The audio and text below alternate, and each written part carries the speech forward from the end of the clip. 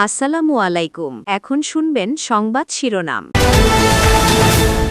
এবার কুষ্টিয়া বর্ডারে বিএসএফ এর পশ্চিম চেষ্টা রুখে দিল বিজিবি। সীমান্ত উত্তেজনা প্রশমনে কাজ করা হবে জানালেন নতুন ভারতীয় হাই কমিশনার। আমাদেরও স্ট্রং ডেমোক্রেসি, দুই ডেমোক্রেসি মিলে গেলে একটা ওয়ার্ল্ড পাওয়ার হয়ে যায়। মৌলিক কৃষি পণ্যে উচ্চ কর কমানোয় রপ্তানির সুযোগ বৃদ্ধি পাবে বলছেন উদ্যোক্তারা। আগাম কর আরোপ অসম প্রতিযোগিতায় ফেলতে পারে খুচরা ব্যবসায়ীদের।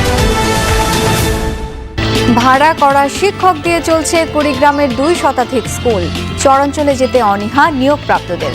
মানসম্মত শিক্ষা থেকে বঞ্চিত। বসে বসে বেতন পাচ্ছে, স্কুলে এসে ক্লাস নেয় না। আমাদের ক্লাস ভ্যারাটিয়াম ম্যাডামরা নেয়, সরকারি টিচার আসে না, ক্লাসে হয় না। শিক্ষা অফিসের সাথে ওনাদের লিয়াজু আছে, মাসে মাসে ওনার টাকা দেয়, এজন্য উনি ওনাদের কিছু বলে না। রাজগঞ্জের হাটি কুমরুল ইন্টারচেঞ্জ প্রকল্পে জমি অধিগ্রহণের টাকা পাননি অনেকেই। প্রশাসনের অসাধু কর্মকর্তাদের বিরুদ্ধে দুর্নীতির ভাড়া করিয়া আমাকে টাকা উঠাতে পারি নাই, আজ পর্যন্ত পারি নাই। টাকা তুলতে গেলে পরে অফিসে খালি ঘুষ দিতে হয়। তারা যাতে তাদের যে পাওনা, সেটা ন্যায্য পাওনা, সেটা যাতে বুঝে পায়, সেজন্য আমরা ব্যবস্থা নেব। দানের টাকার হিসাব নেই সিলেটের বড়দুই মাজারে। আয়ের উৎস খুঁজতে গিয়ে মিলল অস্বচ্ছতা।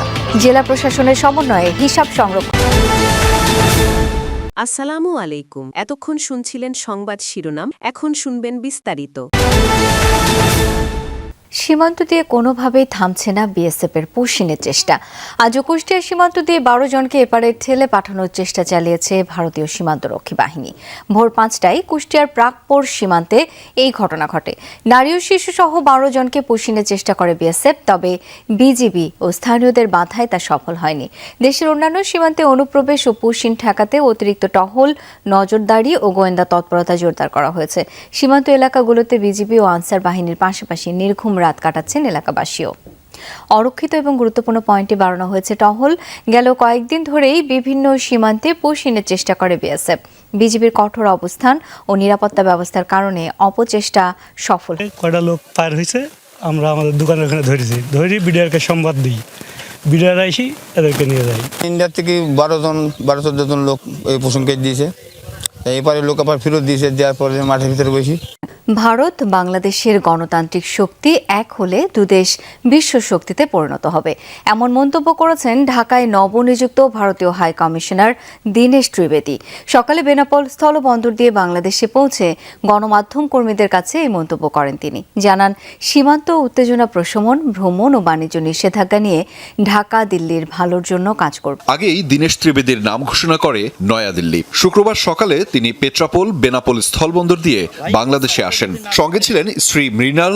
সেখানে তাকে ফুল দিয়ে স্বাগত জানান ঢাকায় নিযুক্ত ভারতের উপ হাই কমিশনার পবন বাধে ও এদেশের স্বরাষ্ট্র ও পররাষ্ট্র মন্ত্রণালয়ের কর্মকর্তারা। আনুষ্ঠানিকতা শেষে গণমাধ্যমের সঙ্গে কথা বলেন ভারতের নতুন হাই কমিশনার দীনেশ ত্রিবেদী। বলেন, বাংলাদেশ ভারত দুই গণতান্ত্রিক শক্তি এক হলে ভিন্ন কিছু হবে। ডেমোক্রেসিতে অনেকবার ইস্যুস থাকে। আপনার একটা বাংলাদেশের স্ট্রং ডেমোক্রেসি, আমাদেরও স্ট্রং ডেমোক্রেসি, দুই ডেমোক্রেসি মিলে গেলে একটা ওয়ার্ল্ড পাওয়ার হয়ে যাবে, একটা পুরো ইকোনমিক ওয়ার্ল্ড পাওয়ার হয়ে যাবে। কিন্তু এই মেলামেশাটা দরকার, আর এর জন্য আমার যা দায়িত্ব আছে আমি নিশ্চয়ই পালন করব। দীনেশ ত্রিবেদী বলেন, বাংলাদেশ ভারত আগামী প্রজন্মের জন্য প্রযুক্তি, স্বাস্থ্য ও খেলাধুলা নিয়ে একসাথে কাজ করবে। এ সময় তিনি সাম্প্রতিক পুশিন ও ভিসা ইস্যুতেও তার দেশের অবস্থান ব্যাখ্যা করেন।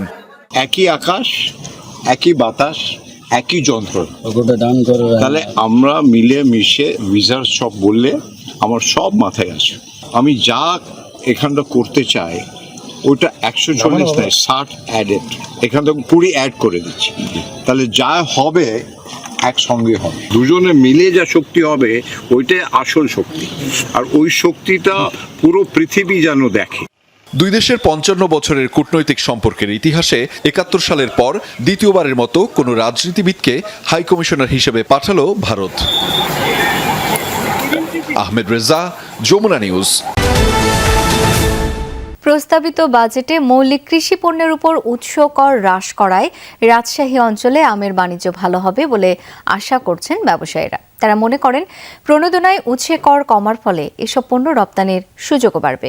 ইটিপি কেমিক্যালের শুল্ক ছাড়ের মেয়াদ বৃদ্ধি ও কাঁচামাল আমদানিতে কর রেয়াতের প্রস্তাব এই অঞ্চলের রেশম শিল্পে সহায়ক হতে পারে বলে মনে করেন উদ্যোক্তারা। ব্যবসায়ীরা বলছেন আমদানি পর্যায়ে উচ্চমূল্যের হিমায়িত মাছের উপর নতুন করে ভ্যাট আরোপ এই অঞ্চলের দেশীয় মাছ চাষকে আরও উৎসাহিত করবে। তবে বাজেটে খুচরা ব্যবসায়ীদের উপর আগাম করার আমের বাণিজ্যের পরিমাণ 10,000 কোটি টাকার কাছাকাছি। সরকারি হিসেবে শুধু রাজশাহী জেলাতেই প্রতি বছর আমের ব্যবসা হয় প্রায় 800 কোটি টাকার। এবারের বাজেটে মৌলিক কৃষিপণ্যের উপর বিদ্যমান উচ্চকর কমানোর প্রস্তাব স্থানীয় আম ব্যবসার সম্ভাবনা আরও বাড়াবে বলে মনে করছেন ব্যবসায়ী নেতারা। সুফল পাবে পান ও আলুর মতো কৃষিপণ্য। আমাদের অঞ্চলে প্রচুর পরিমাণে আম উৎপাদন হয়, আলু উৎপাদন হয়, পান উৎপাদন হয়। এইসব জিনিসগুলা আপনার হচ্ছে পরিবহনটা যদি ঠিকঠাক মতন আমরা করতে পারি, রেলপথে অথবা পানিপথে যদি আমরা এই পরিবহনটা করতে পারি, আমরা অবশ্যই এইসব খাতগুলোতেও আমরা অনেকটাই মানে বাজার ধরতে পারবো এবং এই এলাকার কৃষকদের জন্য এটা উপকার হবে। ব্যবসায়ীরা বলছেন আমদানিকৃত উচ্চমূল্যের হিমায়িত মাছের উপর ভ্যাট ও পাঙ্গাসের ফিলেটের উপর সম্পূরক শুল্ক আরোপের প্রস্তাবে লাভবান হবেন মাছ চাষিরা। হিমায়িত যে মাছটা আমরা বাইরে থেকে আমি ইম্পোর্ট করে নিয়ে আসতাম সেটাকে তারা কর আরোপ করেছে এবং এটাকে মানে অনিশ্চয়িত করেছে। এটা খুবই ভালো একটা বিষয় হয়ে গেছে যে সেটা হচ্ছে আমাদের এই অঞ্চলটা প্রচুর পরিমাণে মাছ উৎপাদন করি আমরা এই অঞ্চলে, সেটা সারা বাংলাদেশকে আমরা টাটকা মাছ খাওয়াই এই অঞ্চল থেকে। সেটার ব্যাপক পরিমাণে আমরা মানে এটা আমরা সরবরাহ করতে পারবো সারা দেশব্যাপী। রাজশাহীর আরেক জিআই পণ্য রেশমের ক্ষেত্রেও সম্ভাবনা দেখছেন উদ্যোক্তারা। এই শিল্পের মালিকরা বলছেন বাজেটে রাসায়নিক সহ কাঁচামাল আমদানিতে কর ছাড়ের প্রস্তাবের সুবিধা পাবেন তারাও।